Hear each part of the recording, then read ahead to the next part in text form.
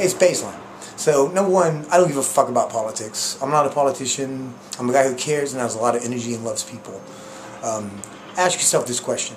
If Trump is enormously up by people that want to change, they don't want the old ways, they want the old Washington out, they want action done, they want it run like a business. If he's way up for a long time with a lot of supporters that don't even say they're supporters, so suddenly he's way down in the polls, and only just two reports of him talking about getting laid, and suddenly you're telling me millions of voters have abandoned him, they're running from him in droves, millions of supporters that were once totally on his side for the exact same reasons that they're apparently running from him now, because of this kind of Washington muck-throwing baloney that stalls progress and gets in the way of actually doing the business of taking care of the people in this country.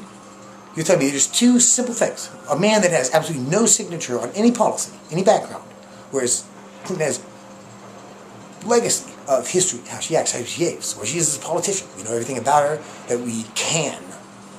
Right? And millions of voters are running away for two reports of him saying he wants to get laid against a former vice president whose husband had sex in the White House and was impeached for it. So just ask yourself the question, are the polls right or the polls wrong? I used to shout around Trump, yeah, because number one, I wanted the guy that fucked things up the most. Because I wanted the guy that was most entertaining to watch.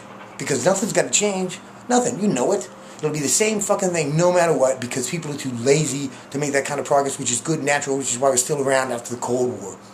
Okay? But the polls are obviously wrong. I even stopped talking about Trump at least as a rah after the fucking sex scandals. Why? Because it was boring, but then I realized maybe that's the reason everyone else stopped talking about it. So the polls are obviously wrong. Two things, little fucking bullshit in the wake of getting laid in the White House by Monica Lewinsky and all this other shit and still through, blah blah, Democrats keep marching on, and two things knock this guy out. I'm going on and on. I think you see this formula. It's against human nature.